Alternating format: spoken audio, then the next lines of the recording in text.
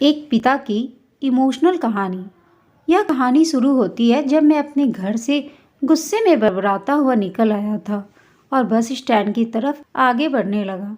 मैं मन ही मन बड़बड़ा रहा था, पता नहीं कितने पैसे छुपा के रखे हैं, लेकिन मेरे लिए एक बाइक नहीं ले सकते हैं। अब मैं यहाँ से चला जाऊँगा और तब तक वापस नहीं आऊँगा जब तक मैं खुद के पैसों से बाइक नहीं खरीद लेता। इतना सोच ही रहा था कि तभी मेरे पैर में मुझे कुछ चुभने का एहसास हुआ। नीचे देखा तो समझ आया कि जल्दबाजी में मैं पापा के जूते पहन आया हूँ।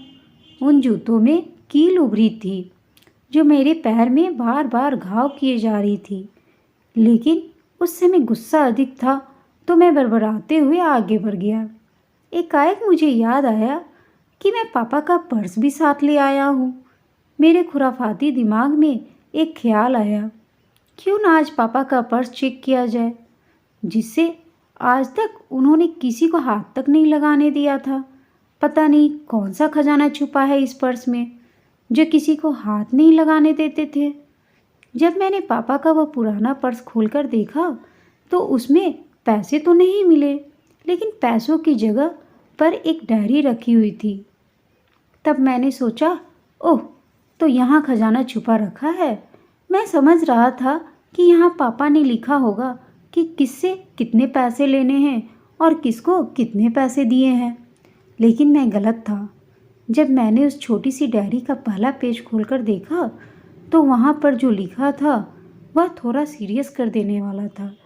डायरी में जो लिखा था उसे पढ़ने के बाद मेरे चेहरे पर जो एक्सप्रेशन थे वो गायब हो चुके थे, क्योंकि डायरी में वैसा कुछ था ही नहीं जैसा मैं सोच रहा था। वहाँ पर उन पैसों का हिसाब लिखा हुआ था जो अलग अलग कामों के लिए अलग अलग लोगों से उधार लिए गए थे।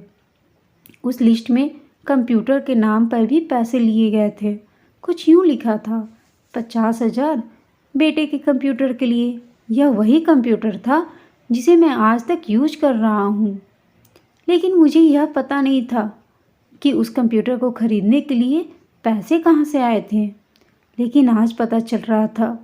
मुझे आज यह याद है कि जब मैंने पहली बार कैमरे के लिए जिद की थी, जो मेरे पापा ने मुझे 2 हफ्ते बाद मेरे बर्थडे पर ला कर दिया था, जिसे देखकर मैं बहुत खुश हुआ था।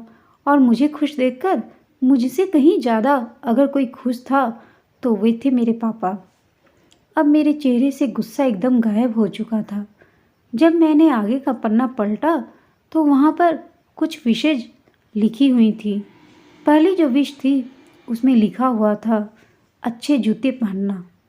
यह बात मेरी कुछ समझ नहीं आई। तभी मेरा पाँव अचानक सड़क पर भरे हुए पानी पर जा पड़ा और तभी मेरे पाँव में कुछ गीलीपन होने का एहसास हुआ। जब मैंने जूता उतार कर देखा तो उसका तला टूटा हुआ था। यह देखकर मुझे डायरी में लिखी बात याद आ गई। तभी मुझे माँ पापा की कही बातें भी याद आ रही थी कि कैसे माँ जब पापा से कहा करती थी कि अब तो जूते पुराने हो गए हैं, नए ले लीजिए, तो पापा अक्सर यह कहकर टाल दिया करते थे, जूते अभी और चलेंगे, अभी कुछ दिन पहले ही तो लिए थे। मुझे आज समझ आ रहा था कि कितने दिन और चलेंगे। साथ ही साथ यह भी समझ आ रहा था कि पापा पर्स को क्यों छुपा कर रखते थे।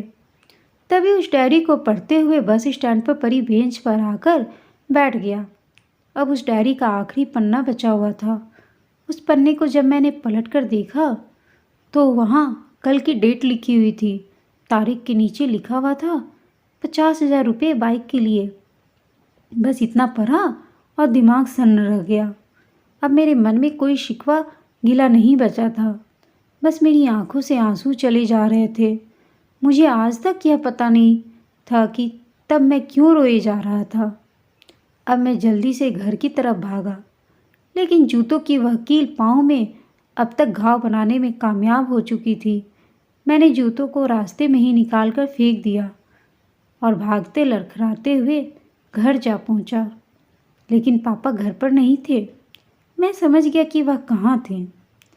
मैं सीधा पास वाली बाइक एजेंसी की तरफ भागा।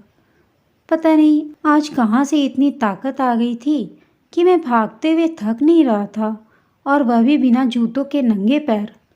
जैसे तैसे मैं बाइक एजेंसी पर पहुंचा। पापा वहीं थे।